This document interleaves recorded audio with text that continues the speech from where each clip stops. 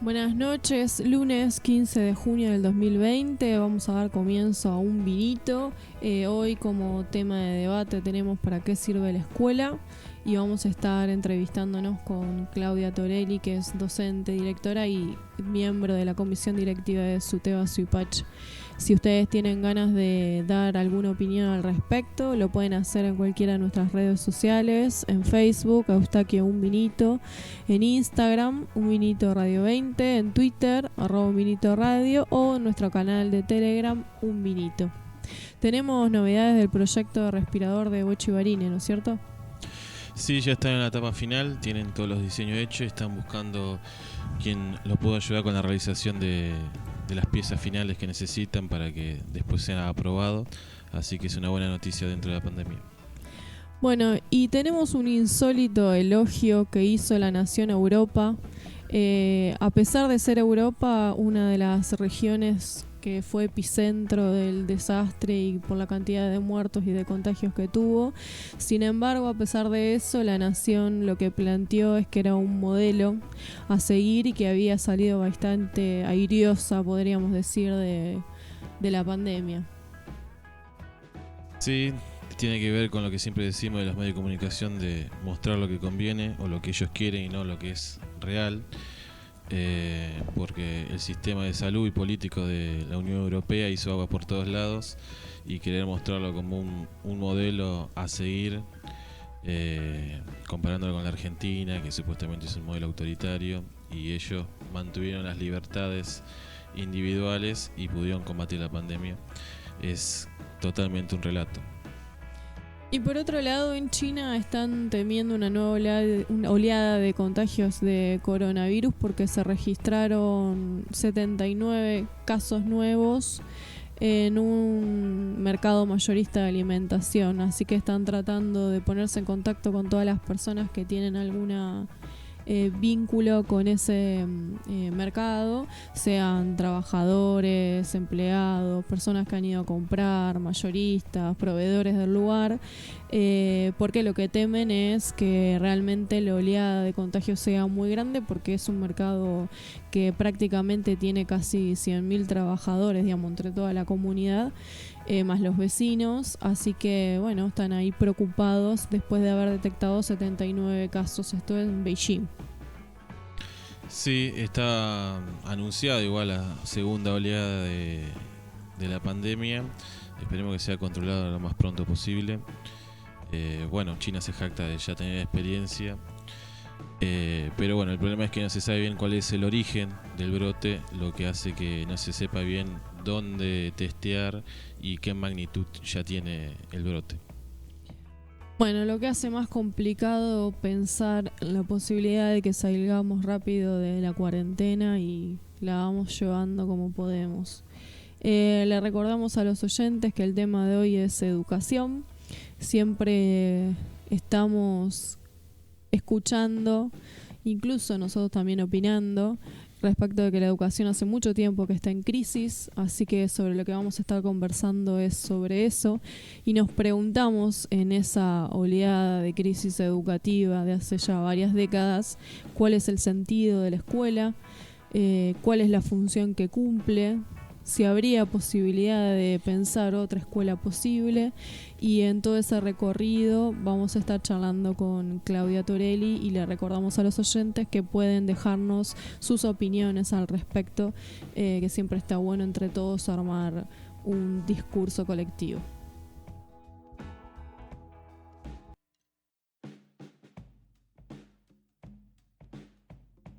Regresamos de la pausa después de escuchar qué tema. Estamos escuchando Tripulación de Osos haciendo el tema Robo Hormiga. Bueno, arrancamos el bloque de noticias internacionales. Una de las primeras noticias que pensamos en comentarles es sobre hipocresía norteamericana, una nota que salió en el diario Clarín. Tiene que ver con que los diplomáticos norteamericanos escribieron una carta, con una especie de carta abierta al presidente Trump, diciendo que se sienten hipócritas en seguir defendiendo el modelo de libertad y toda la tradición norteamericana cuando el propio presidente pide a las Fuerzas Armadas para reprimir a su propio pueblo. Es curioso que los diplomáticos norteamericanos ahora se den cuenta de esto cuando Estados Unidos se ha cansado de invadir países, perpetrar crímenes de todo tipo y forma que pueda haber. Ahora se dan cuenta de que tienen un doble discurso. Y otro de los problemas que está habiendo en Estados Unidos tiene que ver con las elecciones, porque Donald Trump está poniendo como en entreaviso, sobre todo en el uso de las redes sociales, es bastante usuario de Twitter, que es probable el robo de las elecciones por el uso del correo, ¿no? Del sistema de correo en las elecciones en noviembre por la pandemia. Así que hay cruces entre distintas fuerzas políticas en Estados Unidos. Le responden a Trump que su planteo de la posibilidad de fraude electoral no tiene ningún fundamento porque no existiría riesgo de fraude electoral usando el sistema de votación por correo. Trump avisa que sí, de hecho avisa que de haber fraude, que él ya lo da por sentado, no se iría de la Casa Blanca. Otros sectores le responden que seguramente el ejército estadounidense lo acompañaría a retirarse de la Casa Blanca.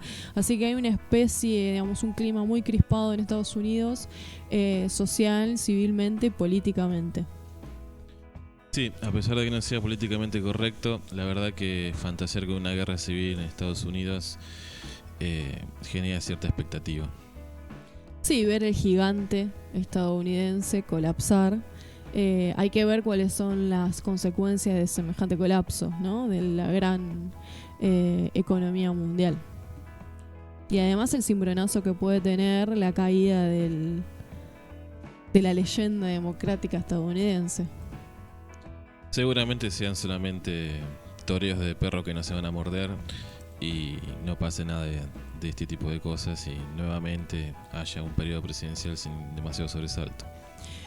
Las expectativas y las encuestas plantean que la imagen de Trump cayó por debajo del 40%, así que hay unas altas chances, aunque algunos dicen, digamos, algunos politólogos plantean que tiene tiempo de recuperarse hasta noviembre. Lo cierto es que tiene la imagen electoral y el resultado de las elecciones en noviembre bastante complicado. Veremos qué pasa llegado noviembre ya y veremos en qué condición también está la pandemia, que eso va a afectar muchísimo. Donde también hubo debate es en España. Recordamos que hace unos programas atrás habíamos comentado la nota de que en Madrid se había mandado por error supuestamente una nota a los geriátricos para que no trasladaran a los hospitales a las personas que allí tienen internadas. Sin embargo, hubo varias denuncias planteando que sí lograron acceder a los hospitales aquellos ancianos, aquellos mayores que estando en residencias tienen alguna cobertura privada. Entonces ahí se nota bien la brecha, la desigualdad entre los que tienen cobertura privada y los que no. Así que teniendo muchos de ellos cobertura privada, lograron acceder a los hospitales públicos. Lo que se espera ahora es una catarata de denuncias y juicios sobre el gobierno de la alcaldía de Madrid. Así que esperemos que esas personas encuentren justicia de haber perdido sus seres queridos solamente por el hecho de ser pobres o no poder acceder a pagar una prepaga. Un ejemplo más de lo que ya a esta altura es evidente que el coronavirus y la pandemia vino a poner al descubierto las desigualdades sociales que ya, digamos, existían, pero la pandemia las refleja. No hay manera de no darse cuenta de eso.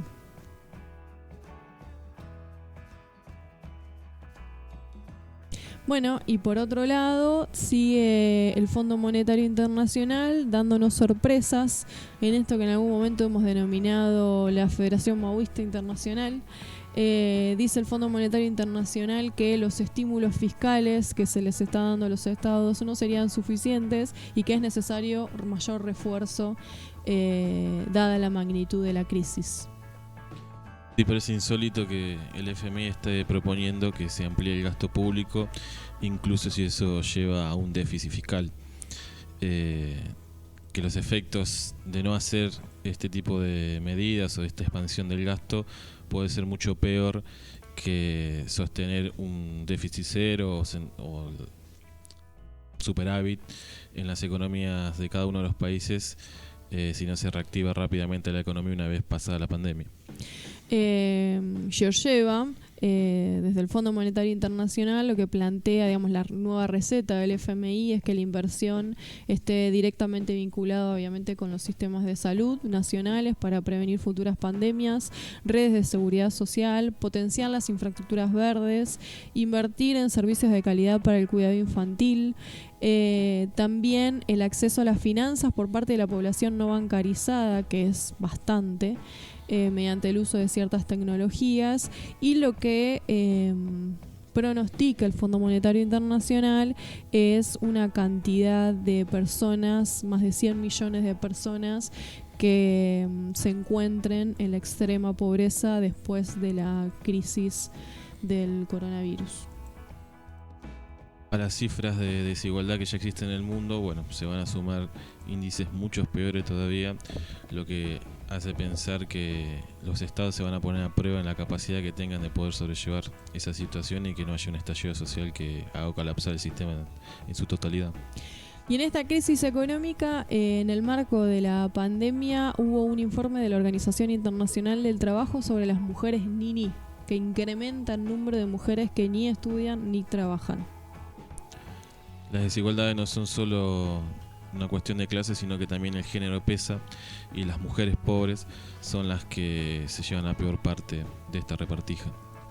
Se estima que hay en el mundo alrededor de 1.300 millones de jóvenes, según la Organización Internacional del Trabajo, de los cuales 267 millones son niní. Y de esos 267, y esto es lo que alarma, las 2/3 partes son mujeres.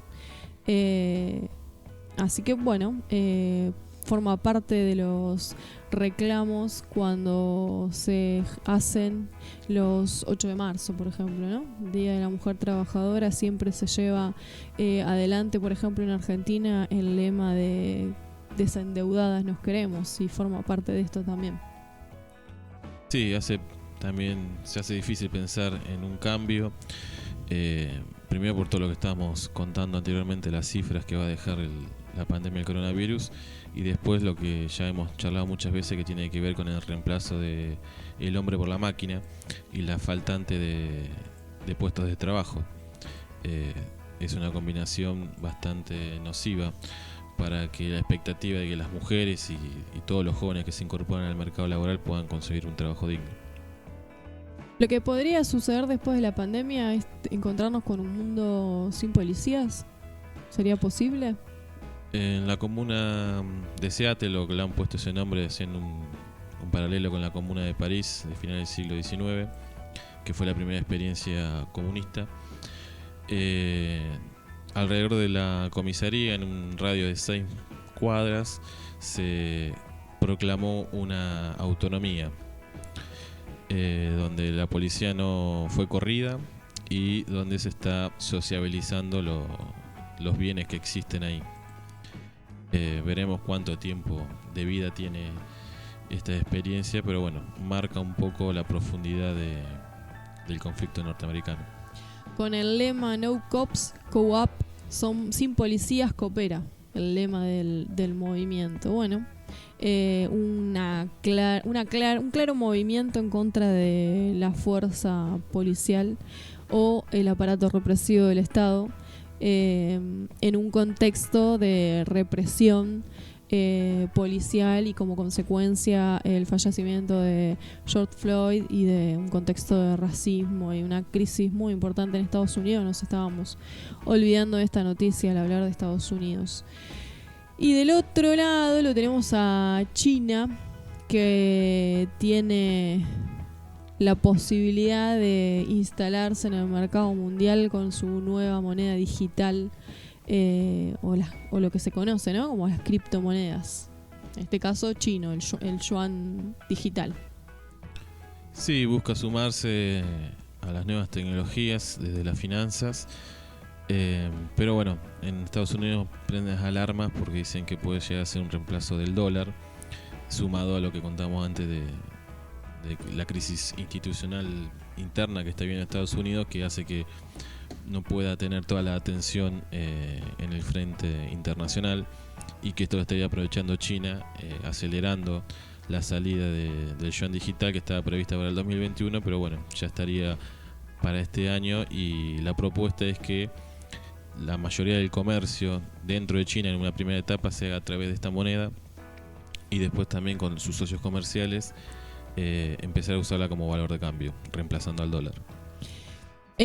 Igualmente, digamos, China es una de las economías más grandes del mundo por su capacidad de compra y segunda en valor del mercado, pero está muy atrás de Estados Unidos en cuestiones de finanzas. Por ejemplo, uno de los datos que me llamaba la atención es que en abril pasado el 44% de las transacciones internacionales fueron en dólares, y el yuan chino fue quinto con menos del 2% en transacciones internacionales.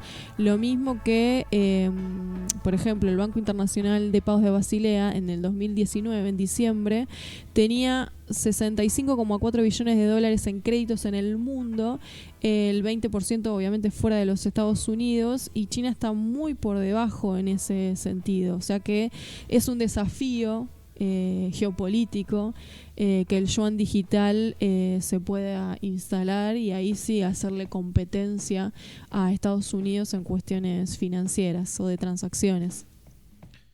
Sí, claramente muestra la potencia que tiene China por ser una, valga la redundancia, una potencia joven, en detrimento de Estados Unidos, de que ya su dominio va a alcanzar casi los 100 años en el mundo, y es un modelo que se empieza a agotar. Si bien no significa que esto vaya a pasar pasado mañana, está claro que está en desventaja si no se reinventa de alguna manera el modelo norteamericano. Igualmente, si la respuesta ante la pandemia de coronavirus resulta ser positiva en China, y del otro lado, en contraposición, la crisis política, social y económica estadounidense le daría a China un escenario bastante favorable como para construirse o constituirse como potencia mundial. Sí, de hecho ya se ha mostrado como más solidaria que los Estados Unidos, enviando material médico, proponiendo generar un polo de producción de insumos médicos en China que sea repartido y que garantice el abastecimiento de todo el mundo. Como también se anunció que el descubrimiento de una vacuna por parte de China va a tener una patente libre para que cualquiera pueda desarrollarla sin necesidad de pagarla. Bueno, hemos atravesado las noticias internacionales, nos vamos a ir a una pausa para después charlar un poco de qué es lo que sucede a nivel nacional. Nos vamos a ir a la pausa escuchando ¿qué tema? ¿Dónde estás? De Simón Poxirram.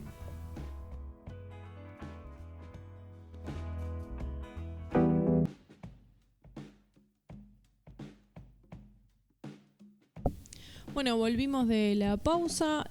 Tenemos a disposición de ustedes las noticias nacionales. Hubo un conflicto en Moreno, acá nomás, muy cerquita en el oeste, en el barrio Las Catonas. Esta es una nota publicada en La Izquierda Diario, es una denuncia de hecho que hace el Frente de Organizaciones en Lucha, que pertenece al Frente de Izquierda. Aparentemente estaban realizando una olla popular en el barrio de Moreno y fueron patoteados y amenazados a tener que retirarse del barrio, o si no, los cagaban a tiros. Algo así es la denuncia que salió en La Izquierda Diario. Sí, acusan al gobierno municipal y hacen responsable también al gobierno provincial, nacional, a todo el mundo. No sé si cuánto de veracidad tendrá esto, si tendrá que ver con una cuestión municipal, si tendrá que ver con una interna del barrio o con una interna del propio movimiento. Creo que nunca lo vamos a saber, pero bueno. hay tensiones que se empiezan a ver ya en este momento de que se va agotando la paciencia dentro de la cuarentena y las necesidades cada vez apretan más.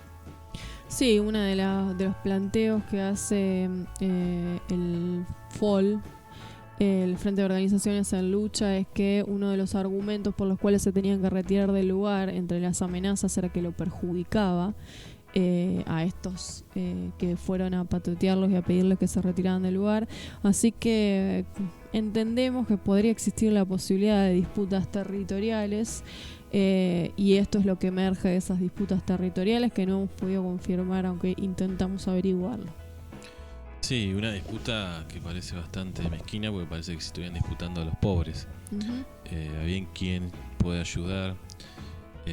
Después también son las mismas personas que hacen grandes manifestaciones en contra de la iglesia, que se alimenta de la pobreza. En vez de ver la forma de generar un trabajo coordinado con la municipalidad o con las organizaciones que estén funcionando en los distintos barrios, no sé, saber quién llega primero a darle una vianda de comida. Bueno, y por otro lado tenemos novedades respecto de Vicentín. Nosotros ya habíamos estado charlando y dando la noticia de que hay intervención en Vicentín y que hay un proyecto de ley para estatizar Vicentín. Y una de las novedades que hay al respecto es que de González Fraga, recordemos que González Fraga fue director del Banco Central durante el macrismo. Banco Nación. Perdón, del Banco Nación. Y fue el que dio los créditos sin ningún tipo de respaldo, y cuando su gestión ya estaba terminando desde el punto de vista electoral, porque ya se habían dado las PASO en agosto. El Banco Nación, que les dio a la empresa 18.500 millones en crédito, y ahora el Banco Nación le va a solventar el juicio.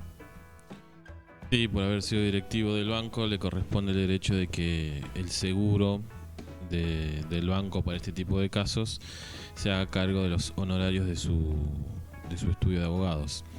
Esto se revertiría en caso de que sea condenado, entonces ahí tendrá que devolver el dinero que el banco invirtió, pero bueno, por haber sido directivo le corresponde esta ayuda.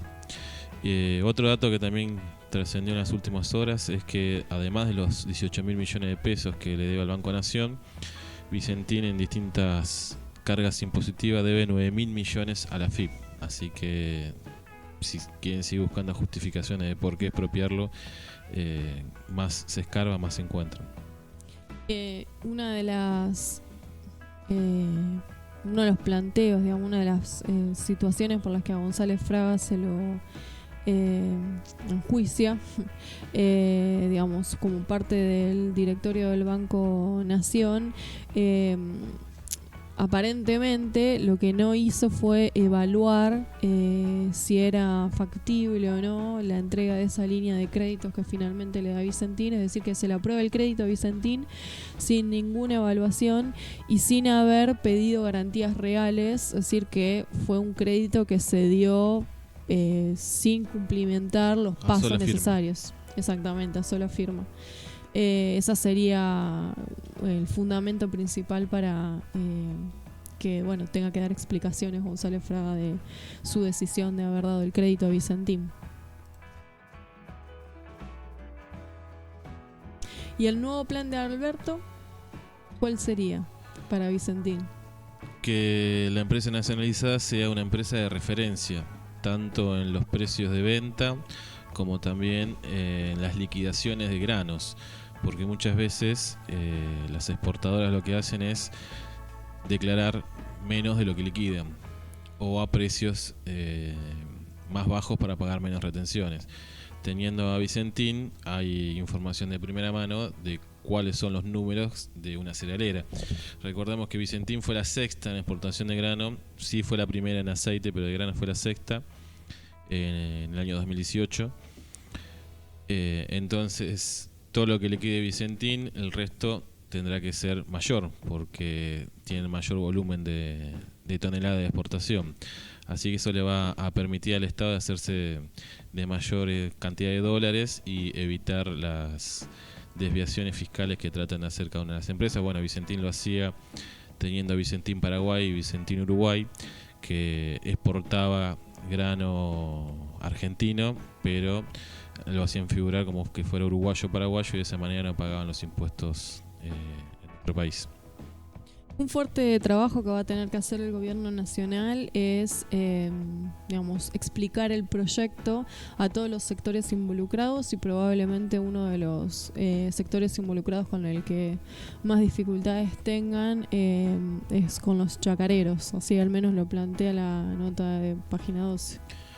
Sí, ojalá que los chacareros lo puedan ver, porque otra de las ventajas que va a poder tener Vicentín es que va a poder hacer compras de mayor tamaño en todo lo que sea insumos para el agro y revenderlos, tal vez subsidiados, para fomentar la producción a nivel nacional.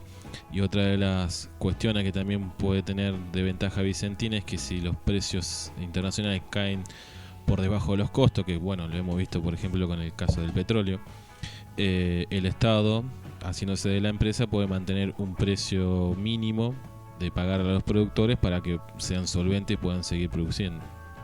Sin dudas va a ser un trabajo de hormiga, minucioso, para que no se amplifiquen todas las críticas que hubo a varios sectores involucrados y trabajadores de Vicentín, incluso para impidiendo o tratando de impedir la intervención y la estatización. De hecho, se reunieron Macri, Carrió y charlaron un poco de Vicentín.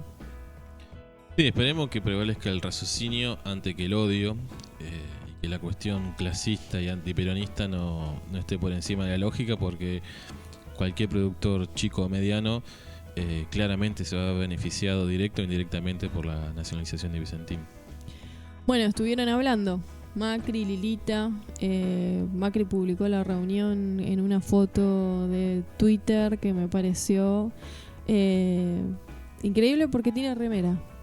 Y recordé cuando nos decía que no andemos en remera. Sí, igual después aclararon que la comunicación fue por teléfono y que la foto era solamente ilustrativa. Está como... ¿Quién era que dijo que había hablado con... Lenín Moreno, presidente de Ecuador. Bueno, esta aparición de Mauricio y Elisa, que supuestamente estaba retirada, pero se ve que no tanto, tiene que ver con hacer algo contra los atropellos institucionales que está haciendo el gobierno.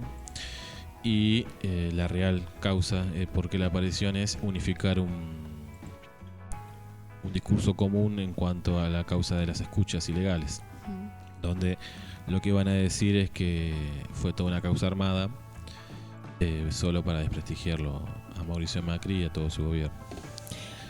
La sugerencia que le hizo Carrió a Macri, así se dejó trascender, es que tuvieran igualmente un vínculo un poco más, una respuesta un poco más lo más al centro posible frente a las medidas o lo que adopte el gobierno nacional, y en eso estarían disintiendo Carrió y Macri, porque Macri lo que plantea es ser bastante duro.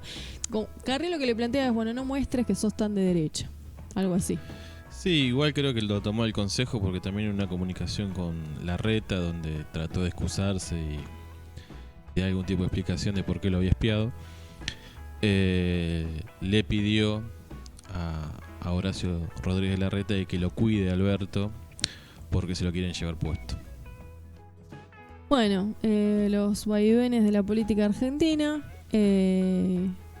quieren seguir opinando que están fuera del gobierno. Estaría bueno que empiecen a dar respuestas sobre las medidas que han adoptado durante su gobierno, porque Macri tiene varias, por ejemplo la de Vicentín, además del juicio que están haciendo por las escuchas ilegales, aunque quiera hacerlo pasar por opereta política. Y una de las informaciones sobre el coronavirus y la pandemia específicamente en Argentina, no sé si ya tenemos los datos oficiales de hoy. Sí, hoy se confirmaron 21 muertos y 1.208 contagios nuevos. Bastante similar a la cifra de ayer, ¿no? Bueno, una de las noticias y era una de las preocupaciones con la pandemia es que se están registrando fallecidos de sin techo, sobre todo en Capital Federal. De hecho, se conoció la noticia de un hombre, Sergio, de 63 años, que vivía en la calle, que falleció en la noche más fría del año hasta el momento, y que tenía síntomas, aunque no está confirmado que haya sido COVID positivo, tenía síntomas de coronavirus. Así que bueno, ahí hay un sector de la población ya olvidado y ahora con la pandemia súper olvidado. Sí, es el tercer muerto en los últimos 15 días de personas en situación de calle. El 30 de mayo fue Agustín Lara, de 16 años, que murió después que se cayó en la mampostería del lugar donde dormía. Y Leonardo, también un hombre que está en situación de calle, que fue desalojado en un hotel por presentar síntomas de coronavirus. Y todavía no hay resultado de la autopsia para saber si realmente tenía la enfermedad o no. Uh-huh. Vamos a ir a una breve pausa. Cuando volvamos, ¿ya tenemos el tema de debate? Las efemérides primero. Bueno, dale.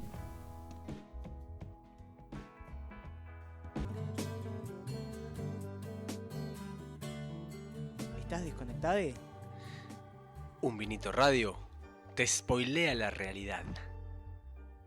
Spoilear, 2 puntos. Contarle y o mostrar la información concreta sobre un acto a alguien que no lo sepa y sin el consentimiento de esa persona. Esto se usa mucho con las películas y series. Un Vinito entiende la realidad como un concepto relativo y no absoluto, por lo que ponemos en cuestionamiento la realidad que te estamos spoileando. Punto.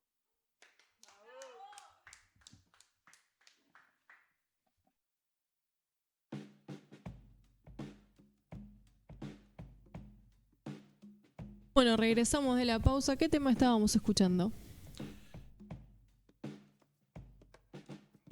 Estamos escuchando Jodete de La Secreta.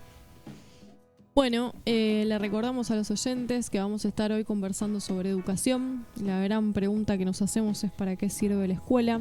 Ya tuvimos algunas opiniones en Facebook que nos han hablado ahí al privado, dando sus opiniones sobre la crisis educativa y la función de la escuela en ese contexto. Y ahora vamos a estar charlando sobre efemérides. Una de las efemérides que tenemos un 15 de junio es la reforma universitaria.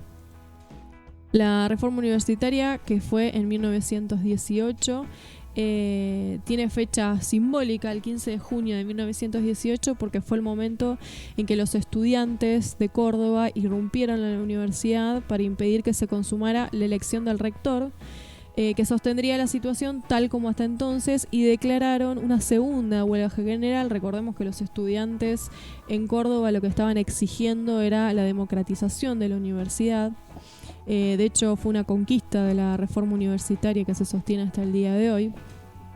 Esta reforma universitaria tuvo su pico culminante el 9 de septiembre, cuando la Federación Universitaria de Córdoba asume finalmente la dirección de la universidad. Y el gobierno le ordena al ejército reprimir la ocupación. Durante ese conflicto y a pedido de los estudiantes, el entonces presidente Hipólito Yrigoyen intervino 2 veces en la universidad para que se reformaran los estatutos y se realizaran nuevas elecciones de sus autoridades. Así que la revuelta estudiantil tuvo su expresión máxima en lo que se conoció como el Manifiesto Liminar de la Federación Universitaria de Córdoba, redactado por Deodoro Roca y titulado La Juventud Argentina de Córdoba a los hombres libres de Sudamérica, que finaliza ese manifiesto diciendo: la juventud ya no pide, exige que se los reconozca el derecho a exteriorizar ese pensamiento propio en los cuerpos universitarios por medio de sus representantes, está cansada de soportar a los tiranos. Si ha sido capaz de realizar una revolución en las conciencias, no puede conocérsele la capacidad de intervenir en el gobierno de su propia casa. Un manifiesto liminar que tiene fecha del 21 de junio de 1918. Este movimiento que se inicia en Córdoba se extiende de inmediato a otras universidades del país. Fue impulsado principalmente por el movimiento estudiantil que crea además la Federación Universitaria Argentina y además por varias otras universidades de América Latina, produciendo reformas en los estatutos, en las leyes universitarias, y se consagra como consecuencia de la reforma universitaria varias cuestiones que le han dado característica a las universidades después de 1918, que es la autonomía universitaria, el cogobierno, es decir, que se establece la participación de los estudiantes en la gestión de las universidades, la extensión universitaria, la libertad de cátedra, que fue fundamental en la reforma universitaria del 18, y los concursos de oposición.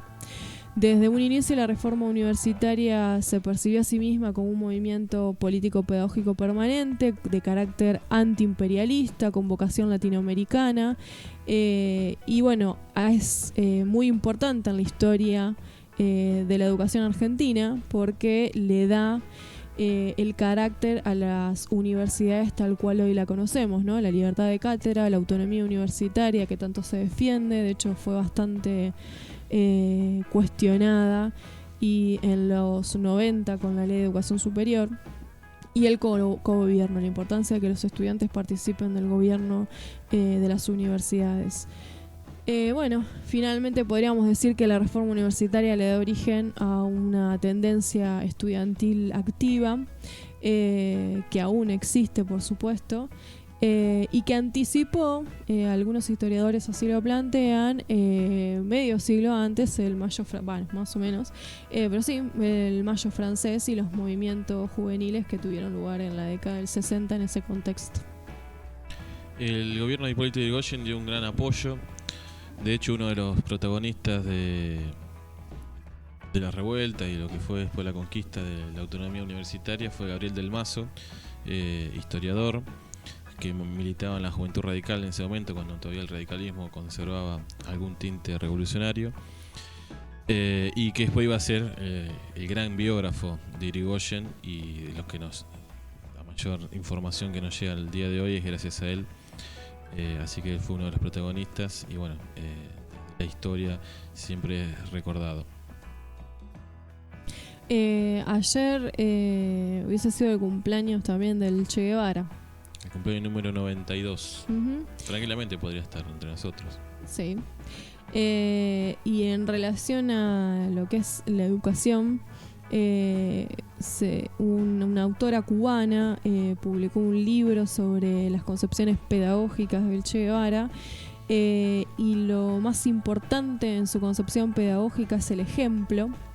Y en sus escritos, obviamente que las concepciones pedagógicas resultan de los escritos, de los varios escritos que ha tenido el Che Guevara, el ejemplo como el principal método educador y de formación de las juventudes, que es el ejemplo. Me pareció bastante interesante traerlo a colación, ¿no? Como planteo y una concepción más que integral que tenía el Che Guevara en la educación, porque planteaba la importancia de aunar educación, técnica y ciencia como soporte de lo que ha sido la Revolución Cubana. Recordemos que lograron impulsar una campaña de alfabetización, logrando erradicar el analfabetismo en Cuba en solamente un año. Así que, bueno, la educación es más que importante para la revolución.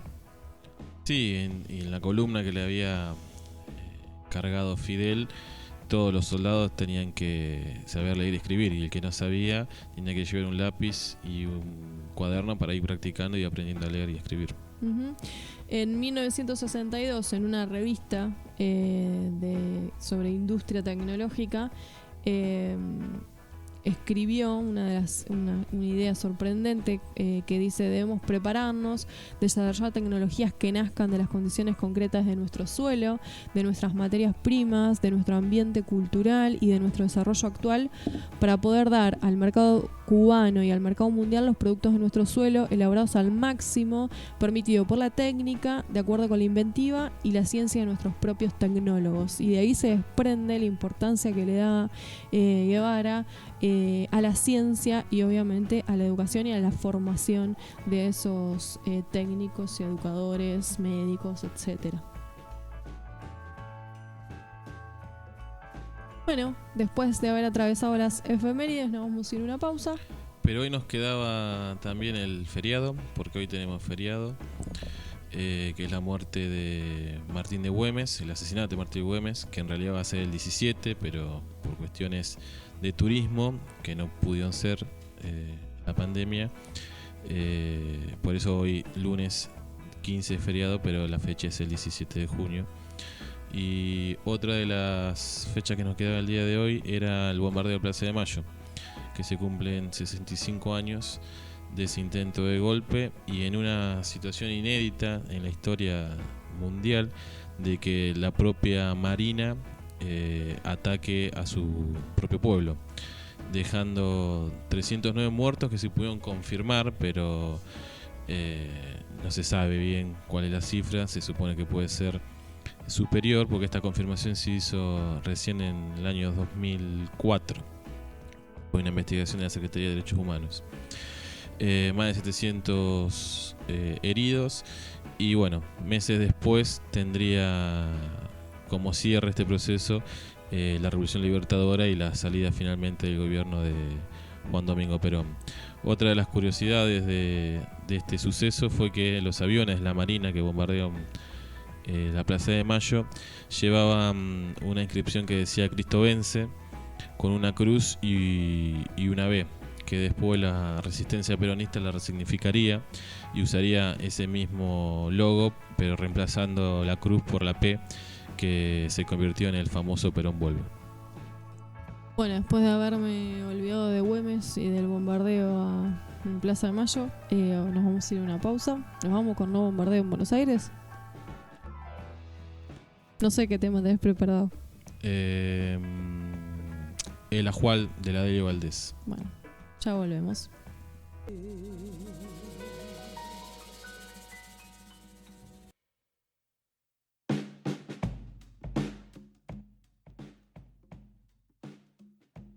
Regresamos de la pausa después de haber escuchado la de Delio Valdés, ¿no? ¿Digo bien?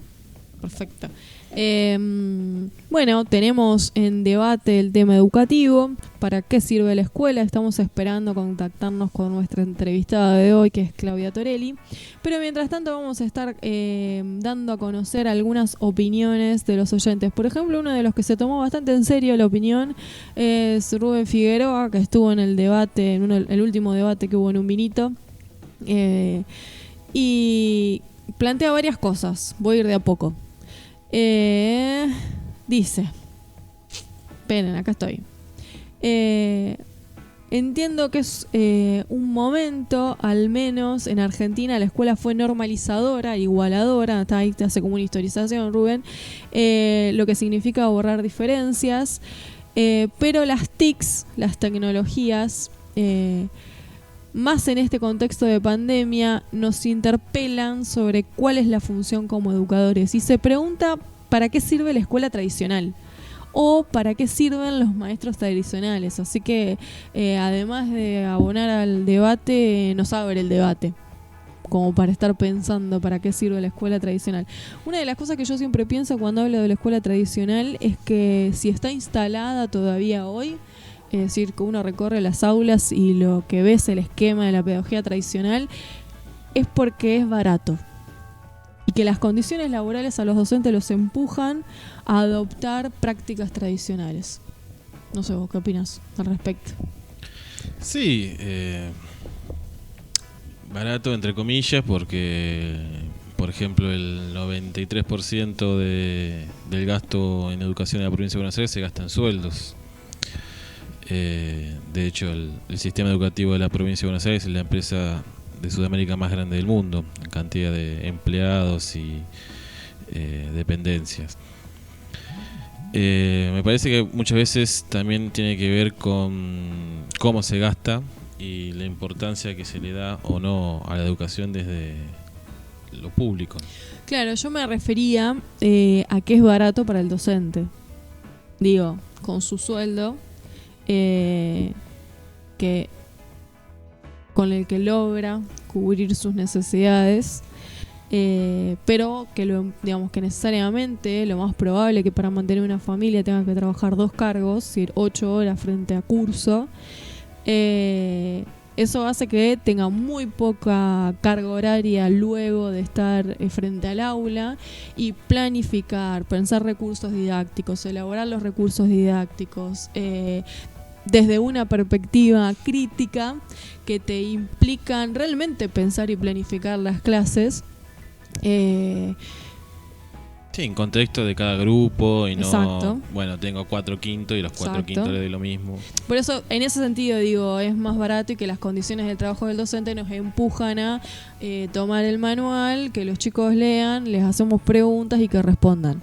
Sí, sobre Pero todo no en la porque secundaria. haya una mala formación incluso, sino porque realmente sea práctico ante la poca carga horaria que los docentes tienen fuera del aula, como para hacer su real tarea docente, yo creo que la real tarea docente está sobre todo fuera del aula. El profe taxi sigue existiendo y es uno de los grandes enemigos del sistema educativo en sí mismo. Uh-huh. Hubo algunos intentos de hacer una concentración. Igual estamos hablando del sistema de la provincia de Buenos Aires, porque por ejemplo en de Río Negro sí está, no hay módulos como tenemos en provincia, que los profes tenemos de 2, 3 o 4 paquetes de horas reloj. En Río Negro se toman cargos como si fuera un maestro, donde está incluido la cuestión de las horas institucionales o de planificación con el resto de los compañeros. De hecho, bueno, siempre se tomó como modelo, como que el horizonte era el sistema rionegrino. Ese siempre ha sido una gran lucha de parte de los docentes, que parte de las horas institucionales donde planifican o tienen trabajo colectivo con otros colegas estén en la escuela y sean pagas. Lo que pasa es que eso implica una reforma sustancial del sistema educativo y realmente una inversión enorme del sistema educativo. Sí, y también una cuestión de logística y de reorganización. Sí. No tengo la cifra de los docentes de secundaria, pero en total somos alrededor de 300.000 docentes en toda la provincia de Buenos Aires trabajando, más los que están sin trabajo. Porque tampoco está coordinada esa cuestión del fomento de algunas carreras donde hacen falta, digamos, como que las ofertas de las universidades o los terciarios no van de acuerdo a las necesidades de los distritos. Por ahí hay una sobreoferta de alguna área y cuando hay un faltante en otra.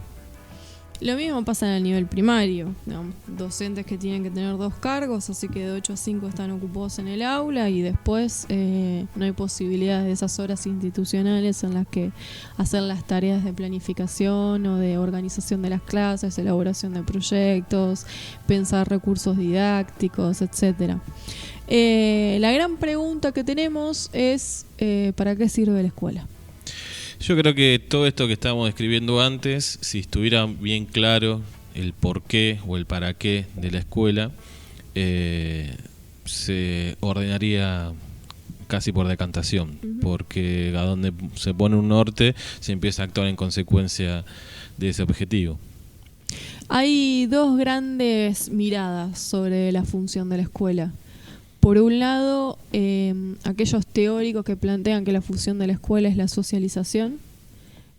Por ejemplo, uno de los grandes exponentes al respecto es Durkheim, padre de la sociología y de la sociología de la educación, que plantea, primero tiene un aporte enorme a la educación, que es reconocer el aspecto histórico que tiene la educación, cómo la educación va variando a lo largo del tiempo y que responde a las necesidades educativas de cada época y a las condiciones históricas de cada época.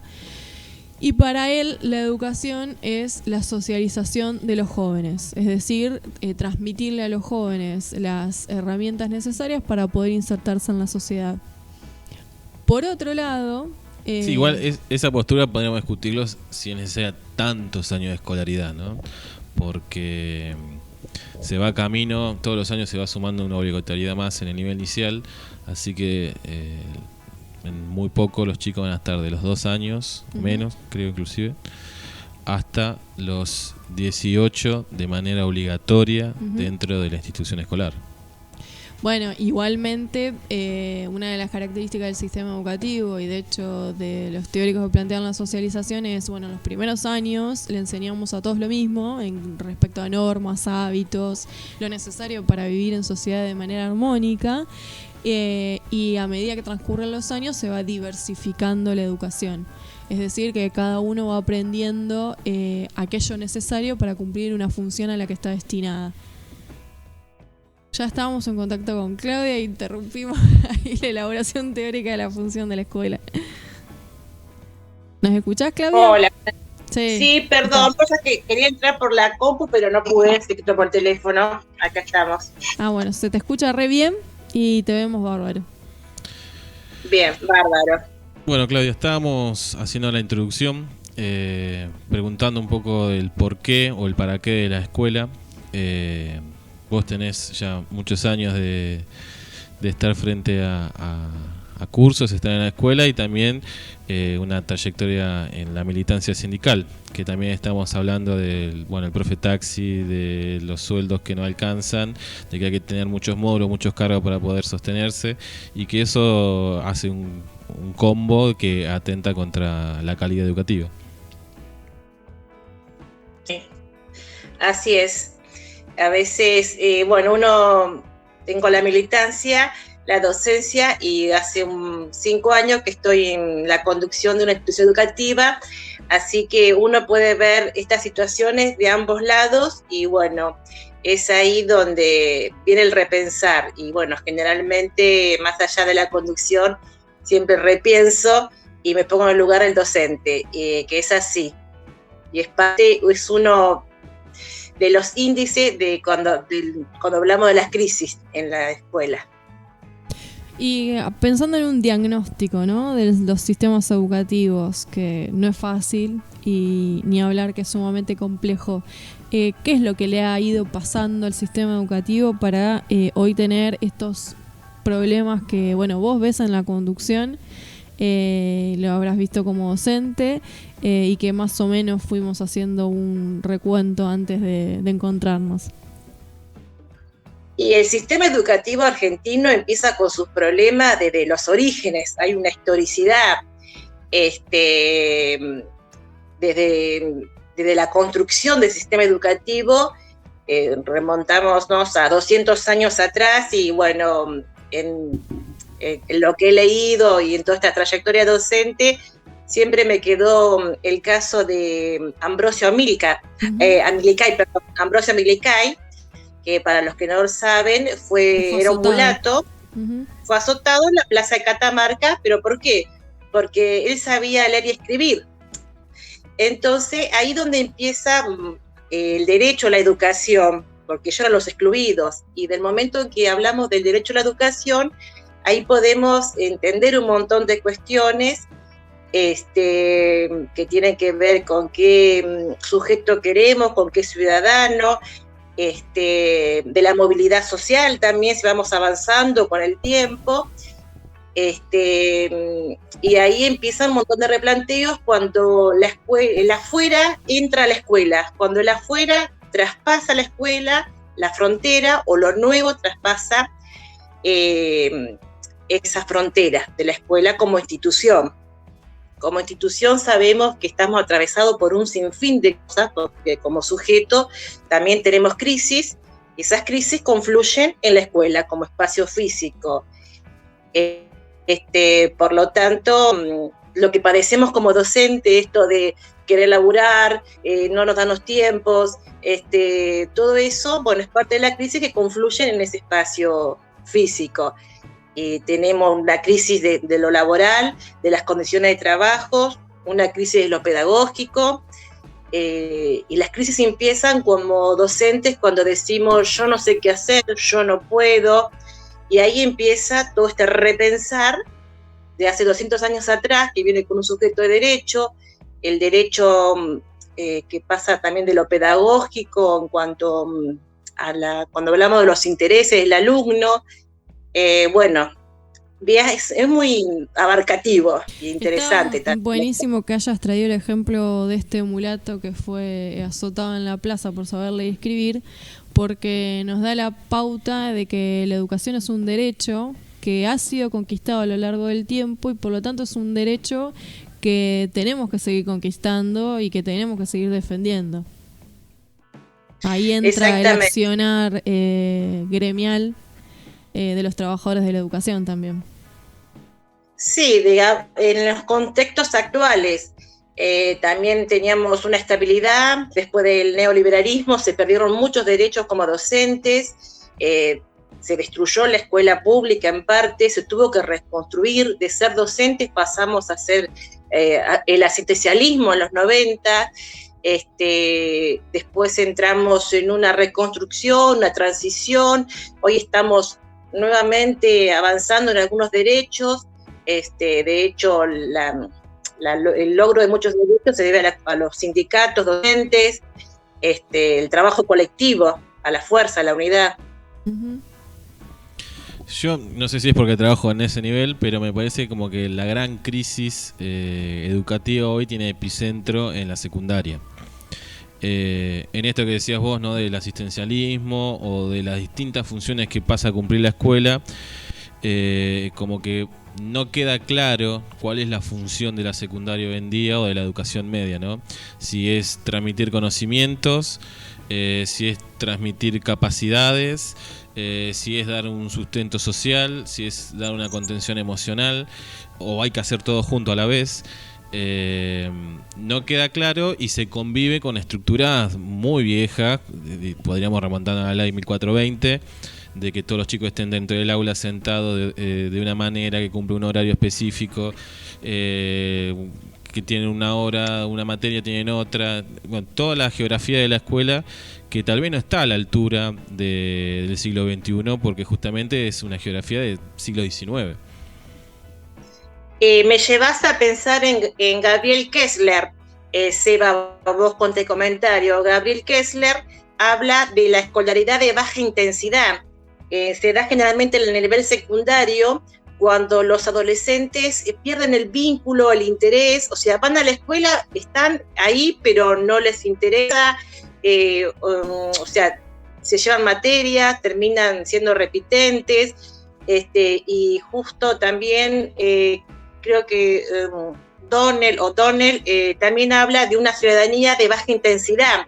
O sea, cómo ese contexto también converge con la baja intensidad que tienen estos alumnos dentro de la escuela con el vínculo educativo. Sí, lo que comentás, a ver, yo trabajo en psicología y justo trabajo desde el año 2003 en un centro educativo complementario que en Suipacha no lo tienen, pero bueno, la verdad que me costó adaptarme a este nivel y al centro educativo, pero una vez que después digamos, empieza a trabajar, es un desafío, y ahí rompes todas las estructuras. Lo que decís vos, sí, estamos hablando de un sistema educativo de su conformación, con horarios, con recreos, todo muy pautado, muy estructurado, que hoy en día tenemos otra sociedad, tenemos otros alumnos y tenemos otros profesores. Entonces, los que tenemos más de 24 años en el sistema, tenemos que convivir con estas nuevas generaciones, tenemos que adaptarnos, tanto a los profesores, a los jóvenes, como a los alumnos. Es interesante. En psicología trabajamos muy estructurado y la verdad que hace un año terminé un postítulo en políticas socioeducativas, lo cual también te abre mucho la cabeza en descontracturar todo este sistema tan, la verdad que en un punto es absurdo en el sentido de que nosotros en mi trabajo, los chicos salen al recreo cuando terminan su actividad. Si a mí no me interesa esto, voy a otro salón o comparto la clase con otro profesor. Yo los comprendo a ustedes en secundaria, sí, la verdad que es difícil y hay que desestructurar de las conducciones también de las secundarias. Sí, y muchas veces también hay como un desfasaje entre lo que plantea el ministerio, ya sea por una circular o alguna capacitación donde plantean toda esta cuestión de desestructurar, de romper estos moldes que muchas veces están vacíos de contenido, que solamente es repetir una rutina porque sí, pero a la hora de tratar de llevarlo al territorio, digamos, nos encontramos con la reticencia de algunos directivos y sobre todo de la cuestión de inspectores. Muchas veces hay como en los mandos medios, hay como un ruido que no sé si tendrá que ver con tomar riesgos o con cuestiones. Bueno, los últimos 4 años en ese sentido hemos estado bastante marcados los docentes por el tema de los sumarios, de las persecuciones, de cualquier cosa que se saliera de la línea era una excusa ya para tratar de llevarte por delante de alguno. A veces uno le pesa la rebeldía, pero para esa rebeldía poder llevar adelante y poder desestructurar y por ahí romper con estas bajadas maldichas, por una palabra muy fea, bajada, pero esto verticalismo, a veces los equipos de conducción es un equipo y ahí debe haber un liderazgo. Y ese liderazgo se construye, más allá con el conocimiento, se construye con lo que vos generás entre los docentes. Entonces vos lo hago por experiencia, que vos querés revertir algo o contradecir a tu superior, siempre con fundamento y con el apoyo de tus compañeros. Entonces ese es el modo, yo no he tenido problema con los inspectores y cuando hemos disentido, siempre le busco un fundamento y todo es consensuado con las mayorías. Entonces vos cuando vas con una propuesta, tenés ese fundamento. Obvio que uno lo puede hacer en estos años por la experiencia y porque la formación dentro del sindicato me ha servido como una herramienta muy importante para a veces disentir o desacatar, entre comillas, algunas de estas cuestiones, que en realidad siempre con fundamento y acompañamiento de tu equipo docente es más fácil. Obvio que en los 4 años anteriores, 2015 al 2019, ha sido muy difícil porque uno sentía la presión y el miedo a que vos decís, bueno, me estoy por retirar, tengo 24 años de servicio, no quiero un sumario a esta altura, aunque después te ponías a pensar, el sumario ya dejaba de pesar, pero sí, hay presiones, obvio, y no es fácil para cualquier otro equipo directivo, los docentes no es fácil, es comprensible.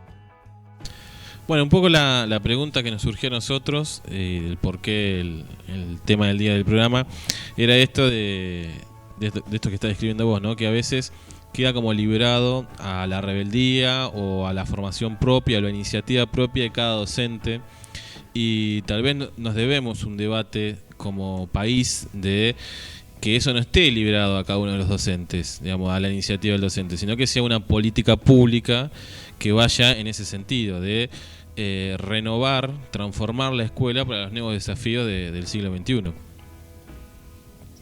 Mira, yo fui un congreso pedagógico de los 80, un congreso pedagógico. Sí, es un gran debate y ojalá que se pueda llevar adelante con esta gestión que demuestre una altura y una escucha. Sí, realmente es un desafío y es interesante que esto se pueda llegar a cabo. Pienso que todavía nos falta mucho, con más ya la antigüedad nos falta mucho. Es una cuestión de cambiar la cabeza, porque a veces uno tiene apertura, pero hay momentos en que uno es un rezago conductista, algo más estructurado y querés ese orden, pero no se puede. Hoy en día, yo tengo docentes mayores que yo, 60 años, 60 y pico, y yo me río cuando le dice, sacate la gorra en la fila, formate bien y formate derecho, o dice insurrecto. Entonces yo digo, no, pará, no, viste, como que uno trata de eso.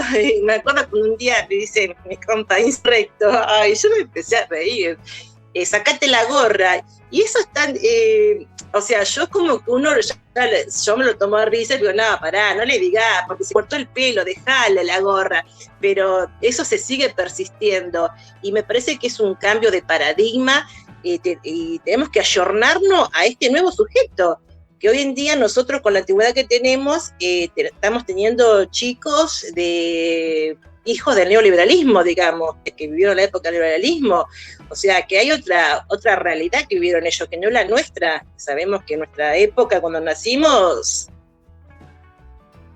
firme. Sí, y sobre todo en la secundaria, desde el 2006 se encontró con un sujeto que no estaba dentro del sistema, que estaba fuera, y que con la reforma de la Ley Nacional del 2006 se incluyó obligatorio, y bueno, mucha población educativa que no estaba dentro de la escuela se sumó con sus particularidades, que tal vez no entran en estos cánones que estás diciendo vos, ¿no? De las estructuras, de los horarios, de las formas, pero que tiene que estar dentro de la escuela. Y del nivel secundario mucho menos, porque la historia del nivel secundario marca un nivel sumamente elitista al que no accedían las mayorías. De hecho, solamente accedían las élites y se formaban para ser futuros funcionarios. Y no era obligatorio. De hecho, como vos decís, recién desde el 2006 es obligatorio el nivel secundario. Sí, es muy joven en algún momento. Y que nacieron muchas nuevas secundarias también. De hecho, ya solamente en el partido de Zipacha, desde esa reforma se abrieron 3 secundarias cuando existía una sola pública. Y ahí en cuanto a la generación que accedió a la secundaria obligatoria, ahí te llevo a estos cuestionamientos que se hacen desde educación y algunos sectores, el bajo rendimiento o la formación que tiene. Entonces ahí tenés otro sector que puja sobre un cuestionamiento, y ese docente que se ve a la presión del directivo, de ese chico que no aprueba porque sacó esa nota. Entonces ahí el docente realmente entra en un péndulo entre ¿qué hago? A ver, ¿hasta qué nivel puedo llegar? Sí, se genera un debate entre calidad y retención de matrícula, digamos, ¿no? ¿Dónde ponemos el acento? ¿En que los chicos aprendan más o en que más chicos estén dentro de la escuela? El tema también que aprendan más genera otra pregunta, porque ¿qué es que aprendan? ¿Que aprendan la lista de presidentes o que aprendan...? Hay muchos contenidos que hoy se encuentran muy fácilmente en línea. Y tal vez la nueva secundaria que se debería pensar tenga que ver más con la enseñanza de competencia, más que de contenidos. Porque ningún docente, por más inteligente y memorioso que sea, le va a poder ganar a Google en cuanto a contenido. Claro, y ahí te llevo a cuando hablamos de la pedagogía, del cuestionamiento, y tomo algo de Green, donde él, no sé, porque francés mucho no me suena. A ver, Flor, vos que sos más. Philippe Merieux, ¿cómo se pronuncia? Philippe Merieux. Bueno, él, cuando se cuestiona la pedagogía y cómo se enseña esto, siempre se dice, no, porque tenemos que trabajar con los intereses de los alumnos, con lo que al chico le gusta, y en realidad él dice que eso genera un estado de dependencia. Bueno, si yo trabajo con lo que al chico le gusta, hay una dependencia entre el docente y el alumno. Y él hace una síntesis al cierre donde dice que no es hablar de intereses, sino no es hallar intereses en el chico, sino generar intereses al chico. Vos tenés que generárselos. Y ahí estamos cuestionando a veces las prácticas docentes y también, por ende, la pedagogía. Es interesante, realmente, si te pones a leer o a recordar, hay todo un entramado, y también está en cómo enseña el profe. Los otros días, cuando charlábamos, Sebastián, en una reunión que tuvimos del Cindy, vos explicaba, mi hija te estaba escuchando, está haciendo el CBC, estaba en Sociedad y Estado, y él dijo, ella me dice, mamá, yo quiero que Seba me explique, porque justo lo tocaste un tema y ella estaba en el material, entonces ella lo entendió. Vos fijate escuchando la conversación, entonces cómo tiene que ver también esa formación del docente y cómo explica, o la pasión con la que enseña también, es otro factor que también influye en la formación de los jóvenes. Bueno, damos las gracias, Abril, por el mismo pedagógico. Sí, pero fíjate que son cosas que es valorable, y a esto los maestros, siempre digo, los docentes hay que decírselos. Siempre hay que reconocer el trabajo docente, valorar el trabajo de docente. No es que esto que ustedes se sienten como un taxi, no, siempre valoro y reconozco el trabajo de cada uno de los docentes. Eso es muy importante. Y hace el bienestar también de cada docente, porque también los docentes padecen un estrés por lo laboral, que ahí retomamos las condiciones de trabajo, de salud y de trabajo. Ahora estamos hablando este tema de cómo trabajan a destiempo, con el tema de la entrega de trabajo, la cantidad de horas, se hizo un reclamo, reunión de cogestión en la mesa con los sindicatos de escuela. Bueno, se está trabajando también en eso, y bueno, yo lo rescato porque sé que hay un trabajo detrás de la compu y un montón de horas.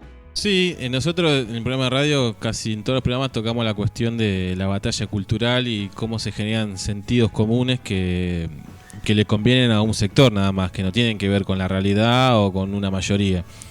Y bueno, y los docentes en ese sentido también somos parte de haber perdido en algún sentido la batalla cultural, porque se instaló mucho la cuestión del docente como del que tiene 3 meses de vacaciones, que por lo único que se queja es por el salario, que toma de rehén a los chicos, que son todos sindicalistas, que meten la política dentro de la escuela.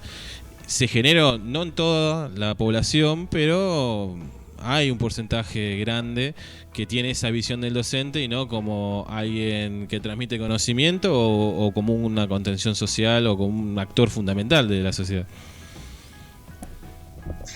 Sí, este desprestigio por el trabajo docente, porque somos trabajadores de la educación, se vio reafirmado la última gestión del gobierno Macri-Vidal, donde realmente se legitimizó totalmente la función docente, el trabajo docente, el rol docente, como quieramos llamarlo.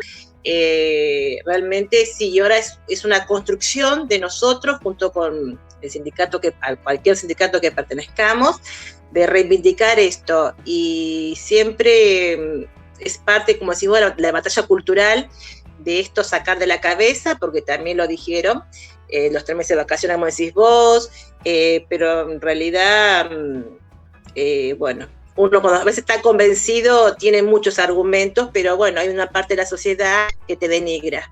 Sí, sí. Ahí, para hacer ese trabajo de valorización nuevamente de nuestro rol como educadores, hay que hacer un ejercicio minucioso para poder poner en diálogo, por ejemplo, no sé, las dificultades de aprendizaje con las condiciones socioeconómicas de los alumnos o las condiciones laborales de los docentes con las políticas educativas adoptadas. Es decir, hacer un trabajo minucioso para poner en diálogo las características de la escuela con el contexto, digamos, por qué la escuela tiene hoy las características que tiene. Sí, muchos compañeros que se tienen que reconocer como trabajadores también, ¿no?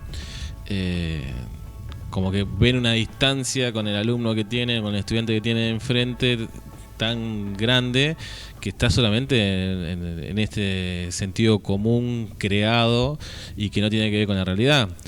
Que tanto los docentes como los estudiantes y la familia de los estudiantes pertenecen todos a la misma clase y al mismo sector, donde tendrían que estar trabajando en conjunto y no enfrentándose o discutiendo el docente es vago, la familia no se hace cargo o el estudiante no estudia. Uh-huh. Sí, sí, es parte de todo esto. Es difícil, también reconozco por ahí, hay docentes, nuevos docentes, jóvenes, que se creen, sí, lo he visto, superior al resto, como un profesional, y al no reconocerse como trabajador, es muy difícil también estas cuestiones de reconocer al otro, reconocerse en el otro. Sí, y así mismo también apoyar las luchas, ¿no? Bueno, en el sindicato lo hemos discutido muchas veces cuánto éramos antes del 2015 en las manifestaciones, cuánto quedamos durante los últimos 4 años, ¿no?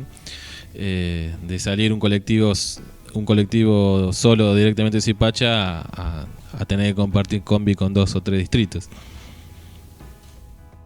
Y sí, la docencia es una metamorfosis, viendo los últimos 4 años, pero lo que pasa que, bueno, ahí se tendría que trabajar desde el sindicato o de los sindicatos, un poco reconocer el origen de cómo se lograron a tener mejoras salariales, mejoras laborales, mejoras en salud, el hecho que no perdiéramos el estatuto del docente. Por ahí hay mucha, no es por desmerecer ni nada, pero por ahí es una crítica que me hago hacia adentro del sindicato, de trabajar más profundamente, de que lo que ellos tienen ahora, ¿de dónde viene eso? ¿Y por qué hay que sostenerlo? Ahí tendríamos que debatir con los jóvenes docentes sindicalmente esta cuestión, sino que yo ya estoy acá, ya lo tengo y es mi, hay que fortalecer eso, pienso yo, porque por ejemplo, a el veces... estatuto del docente ha sido una conquista, realmente.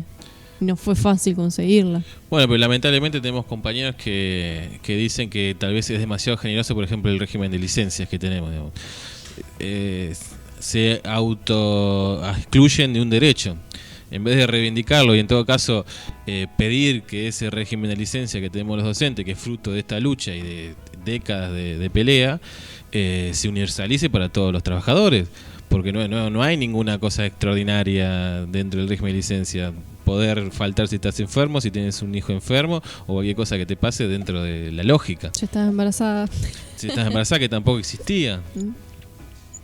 A lo sumo podemos mejorarlo a ese régimen de licencia, y si yo veo, como siempre, esto lo planteé siempre cuando estuve en la Pacha, cuando se quejaban de que, es una anécdota, que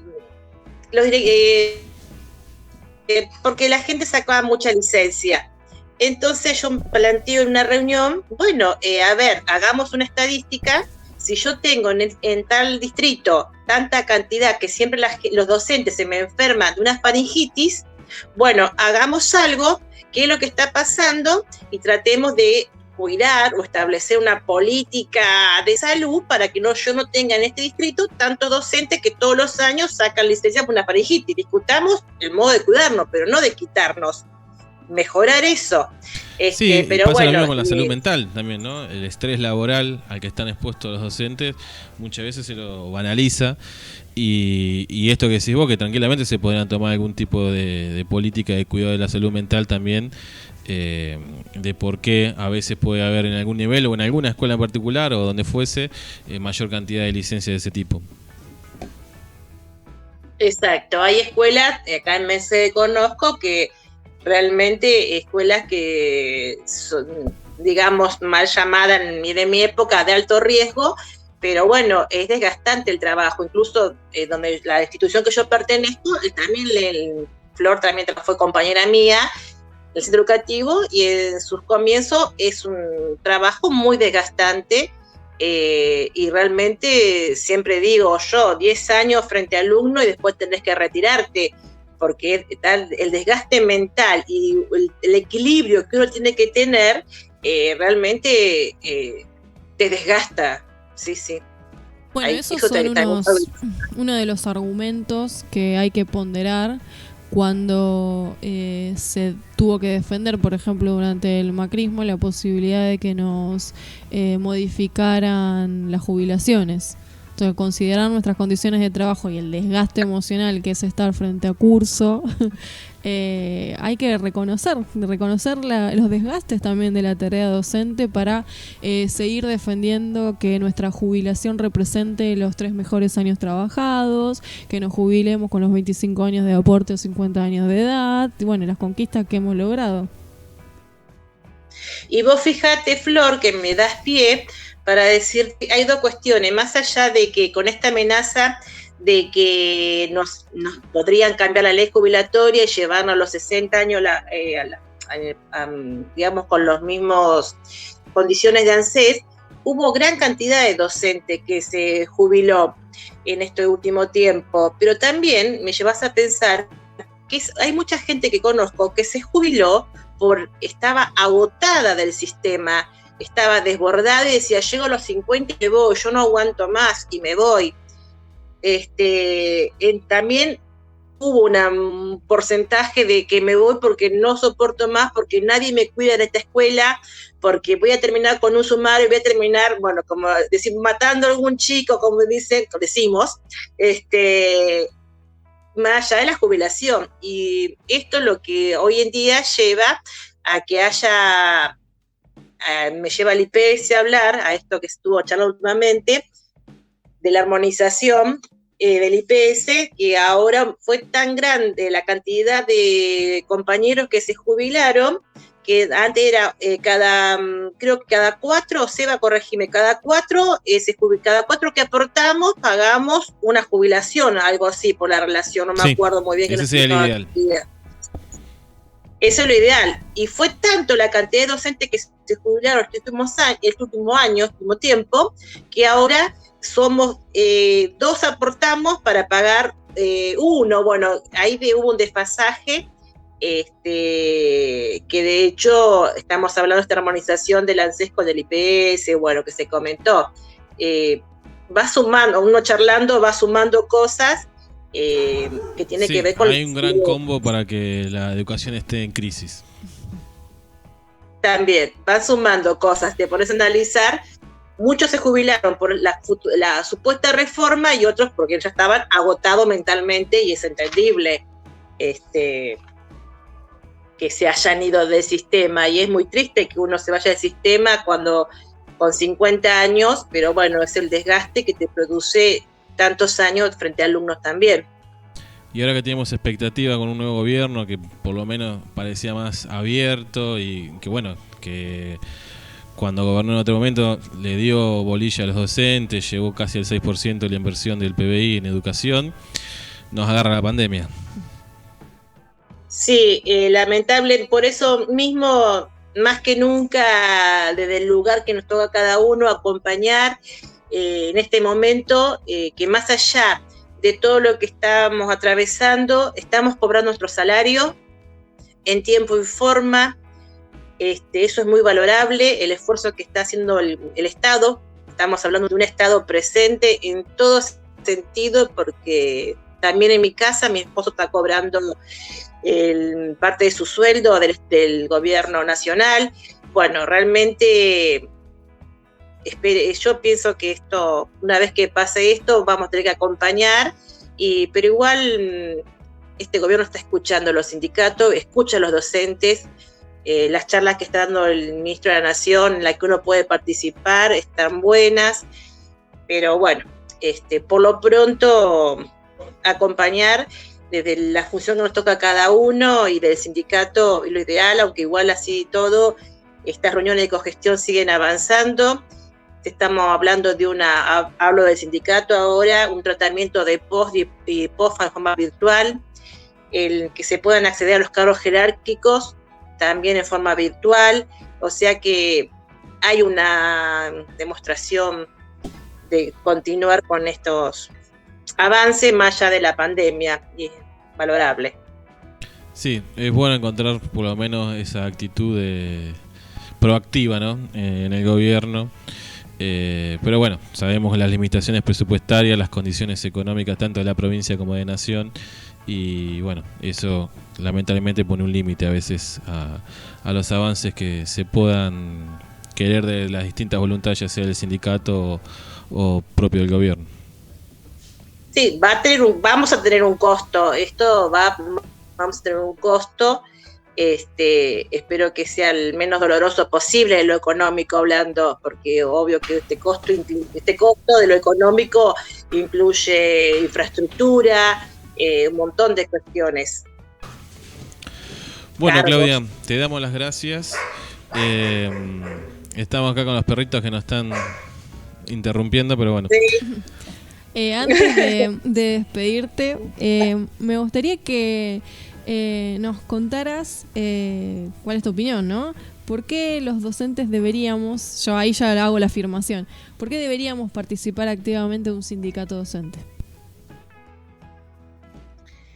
Porque creo que la participación hace el poder, la participación hacia la lucha, lo colectivo hacia la imposición. hay que seguir luchando, no por nosotros, ustedes son jóvenes todavía, yo ya estoy entrando a los 20, ya entré casi sí, a los 25 años de antigüedad, y realmente me gusta la docencia. He logrado en mi institución tener un grupo humano excelente, unos compañeros excelentes, que el sindicato me ayudó mucho a esto. En el sindicato tengo un excelente compañero y creo que debemos formarnos sindicalmente y así ser una gran barricada para lo que se pueda venir. Creo que la construcción, la lucha y lo colectivo hace que podemos conservar los derechos que tenemos y lograr más. No por nosotros, en lo personal, pero por las generaciones y los compañeros que vienen. Bueno, muchísimas gracias, Claudia. Bueno, chicos, quédate conectada si te saludamos fuera del aire. Dale, chao chicos, nos vemos. Vamos a una pausa y enseguida volvemos.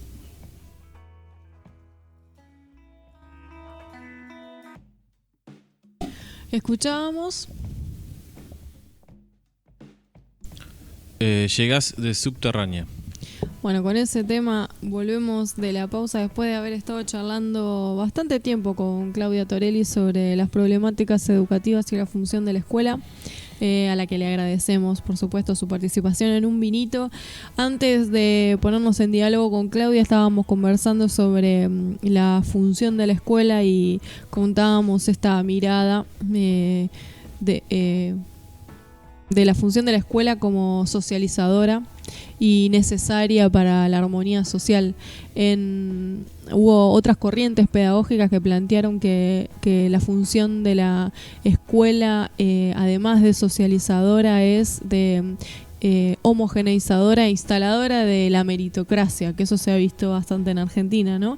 Es decir, que logran transitar el sistema educativo aquellos que se esfuerzan y tienen un intelecto o un coeficiente intelectual suficiente como para aprender los contenidos que se transmiten en la escuela. Pero por otro lado, también podríamos pensar que la función de la escuela es la de reproducir un sistema económico. Ahí hubo varios teóricos, quizás uno de los que siempre me gusta mencionar es a Paulo Freire por la cercanía como un pedagogo latinoamericano. Y me parece que aporta bastante la mirada de los teóricos críticos para pensar la crisis del sistema educativo, porque pudiendo poner en diálogo las crisis económicas con la educación, entendemos por qué hoy no se sabe muy bien qué hacer, por ejemplo, con el nivel secundario. No hay perspectiva de futuro, no hay perspectiva de desarrollo industrial ni económico, no se sabe lo que va a pasar ya hace varios años en los países subdesarrollados como el nuestro y en el mundo. Por lo tanto, las funciones de la educación secundaria no se desconocen, ¿no? Hoy decíamos que la educación secundaria se formó para formar a la élite, valga la redundancia. Después, en algún momento, además de formar a la élite, sobre todo en el contexto del gobierno peronista, la escuela secundaria y lo que fue también la Universidad Obrera, creada durante el gobierno de Perón, no solamente formó a las élites, sino que se crea un nuevo sujeto pedagógico que estaba orientado al trabajo. Pero bueno, estamos pensando en un contexto de desarrollo de la industria nacional, por lo tanto se necesitaba de esos trabajadores que fueron para eso formados también y puestos en la maquinaria industrial y pedagógica durante el peronismo, ¿no? Es un nuevo sujeto pedagógico que es el trabajador durante el peronismo. Entonces, en un contexto en el que venimos arrastrando políticas neoliberales, en el que fue muy difícil revertirlo durante el kirchnerismo, hoy en nivel secundario realmente no se sabe muy bien para qué existe. y creo que es un esfuerzo pedagógico y político pedagógico muy grande el que hay que hacer para volver a redefinirlo, y que en ese tránsito tanto los estudiantes que circulan en el nivel secundario como los profes que están laburando en el nivel secundario lo pasan lo mejor posible, teniendo en claro cuál es el horizonte, que es ahí donde digo, no está en claro cuál es el horizonte, ¿no? ¿Para qué formamos? Pero porque estamos en una crisis permanente económica y política. Bueno, esperemos que el tocar fondo, no sé si será tocar fondo, pero bueno, sí, por lo menos una crisis muy profunda la que ha generado el coronavirus, o lo que vino a cerrar, porque ya era un sistema, ya no estaba dando respuesta de ningún tipo, sea la oportunidad para pensar el país que queremos, la sociedad que queremos, y obviamente una escuela que esté acorde y dé respuestas a esos objetivos que se trace la Argentina, que surja de una vez pasada la pandemia. Después la función de la escuela ha ido variando a lo largo de la historia, ¿no? Porque en sus inicios, cuando el sistema educativo se consolida a fines del siglo XIX, principios del siglo XX, la intención del Estado argentino naciente era formar ciudadanos argentinos. Y sobre eso se dedicó bastante. Por eso la educación primaria fue obligatoria desde la ley 1420. Durante el peronismo, como decíamos recién, ahí la función de la escuela se hace bastante más clara, y no es solamente formar al ciudadano argentino. Algunos historiadores de la pedagogía argentina plantean que también la función de la escuela durante ese momento fue peronizar y transmitir, por ejemplo, enseñando a leer a los pibes con La razón de mi vida, transmitir también la doctrina peronista. Pero bueno, hoy hablábamos también del Che Guevara, ¿no? Ha sido muy distinta su planteo durante la Revolución Cubana, con esta pedagogía del ejemplo. Y ya desde la dictadura militar para nuestros días, con un bache, podríamos decir, durante el alfonsinismo y durante el kirchnerismo, el Estado se corre totalmente de su función docente o de su función de proveedor de ese derecho que es el acceso a la educación, y pasamos de formar ciudadanos argentinos y trabajadores argentinos a formar consumidores en un contexto de mercado neoliberal y de corrida del Estado en sus funciones principales. Después el kirchnerismo ha intentado revertir esa situación, distanciándose bastante de las políticas educativas del menemismo. Ha hecho un esfuerzo cambiando la estructura del sistema educativo, y si bien no se puede revertir, por ejemplo, la descentralización menemista, creo que ha sido un intento revertir la descentralización cuando se decreta las paritarias nacionales, que eso fue todo un avance en esa época. Y la unificación de las currículas, que lo que se enseña en Jujuy sea lo mismo que se enseña en la provincia de Buenos Aires, que con la ley federal eso quedaba liberado a cada jurisdicción. Bueno, el carácter prescriptivo del diseño curricular justamente tiene esa intención, ¿no? Que todos los pibes puedan acceder al mismo contenido en cualquier rincón de la República Argentina. Hoy cuando Claudia hablaba de algunas resistencias por parte de los docentes también a reformas curriculares, recordaba que esta idea de flexibilizar el sistema educativo y de pensar nuevas maneras de estructurarlo, aunque parezca una ironía, pero digamos, pensar otra manera de transitar la escuela ha sido una idea de el kirchnerismo cuando, por ejemplo, pensó y logró instalar la unidad pedagógica, es decir, ir dejando de entender la escuela organizada en grados estructurados, estrictos, donde los pibes según la edad tienen que transcurrir por tal año. Y he visto las resistencias que hemos tenido en pensar que se pueden organizar otros tiempos y espacios dentro de la escuela. Pero ha sido interesante los diseños curriculares en ese momento. ahora ya caducados porque el macrismo instaló otros diseños curriculares, y también pensar una estructura del sistema educativo distinta. Eso fue interesante, aunque la descentralización educativa cuesta revertirla. Entonces no queda clara muy bien cuál es la función de la escuela. Creo que no es momento, ¿no? Porque estamos en contexto de pandemia, pero me parece que sería muy interesante después de Vicentín, como acto revolucionario, consolidar un nuevo congreso pedagógico. Eso haría otra bisagra también en la historia argentina, ¿no? Y que podría ser Alberto quien la instale. Bueno, ojalá se dé alguna de las iniciativas que hagan que la escuela recobre el carácter central y trascendente que tiene en la vida de cada uno de los ciudadanos, y también desde el punto de vista del país que se quiere y de la economía, porque muchas veces se tratan como temas separados, pero educación y economía están completamente ligados. Bueno, hemos transitado el debate sobre la educación. Nos vemos el jueves con otro especial de... Creo que si no se arrepiente, está medio duro de convencerlo, vamos a tener nuevamente la presencia de Aníbal Amaya. Ok, bueno, nos vemos el jueves. Soy un atormentado. Los lunes a las 20 horas te esperamos con actualidad, noticias, cine, espectáculos. Un programa más que casero mientras compartimos un vinito y las ganas de hacer radio. Encontranos en Facebook como Eustaquio Un Vinito, en Instagram Un Vinito Radio 20 o en Twitter @Un Vinito Radio. Contale a amigues, novies, amantes, a familiares amades y odiades. Un vinito, el maridaje perfecto para empezar la semana.